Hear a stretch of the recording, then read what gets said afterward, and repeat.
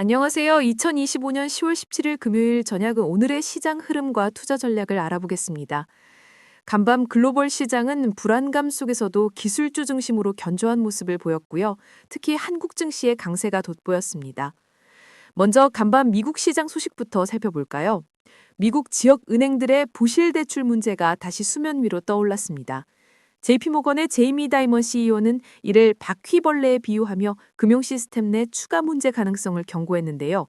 이로 인해 안전자산 선호 심리가 강화되어 채권과 금으로 자금이 몰리면서 금 가격은 사상 최고치인 4,250달러까지 급등했습니다.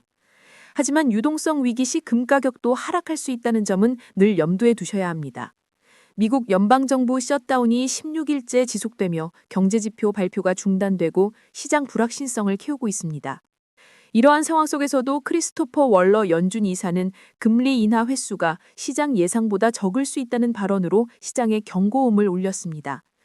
도널드 트럼프 미국 대통령이 푸틴 러시아 대통령, 젤렌스키 우크라이나 대통령과 회담을 가질 예정이라는 소식도 글로벌 지정학적 불확실성에 영향을 미칠 수 있겠네요. 간밤 미국 증시는 일부 지역은행 부실 대출 우려로 하락 마감했지만 TSMC의 견조한 실적 발표에 힘입어 엔비디아를 비롯한 AI 관련 기술주는 강세를 유지하며 지수 낙폭을 제한했습니다.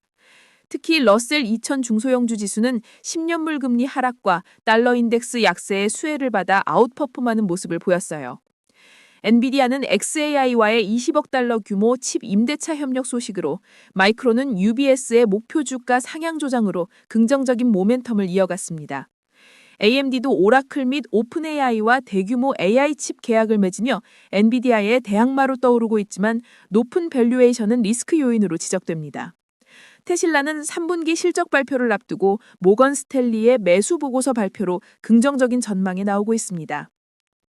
밈 주식들의 단기 급등 후 하락 가능성에는 주의가 필요하다는 점 잊지 마세요.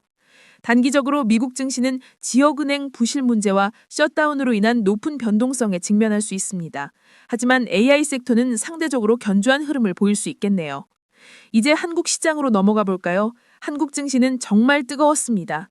코스피 지수는 3,750포인트까지 상승하며 사상 최고치를 경신했고 시가총액은 3,000조 원 시대를 개막했습니다. 외국인과 기관 투자자들이 반도체 업종에 집중적인 매수세를 보이며 삼성전자와 SK하이닉스 두 종목의 거래대금이 코스닥 전체 거래대금의 30-40%를 넘어서기도 했다는 점은 시장의 활력이 일부 종목에만 집중되어 있다는 아쉬움을 남기기도 합니다.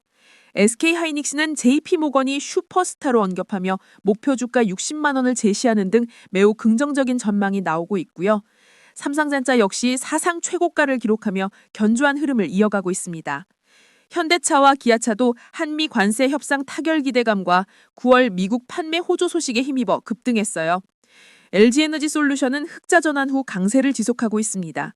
한국 정부의 주식시장 활성화 정책과 한미 무역 협상 타결 기대감은 중기적으로 긍정적인 요인으로 보입니다. 다만 인구 절벽과 같은 장기적인 구조적 문제는 기업들의 인력난으로 이어질 수 있다는 점은 우리가 지속적으로 관심 가져야 할 부분입니다. 다음은 암호화폐 시장입니다.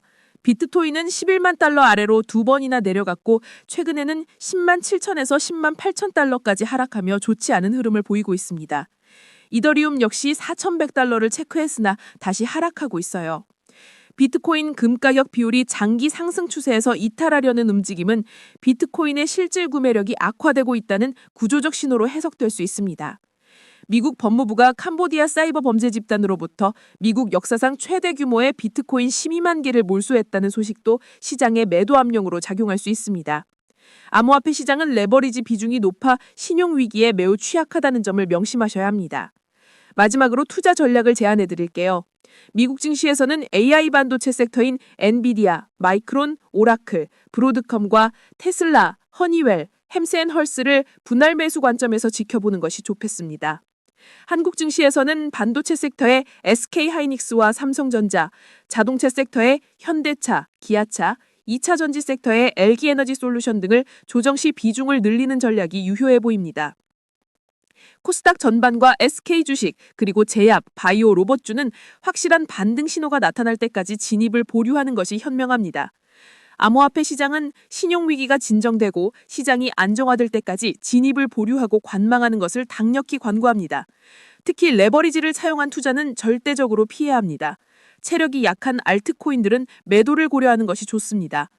리스크 관리를 위해 모든 투자에 명확한 손절 기준을 설정하고 이를 엄격히 지키세요.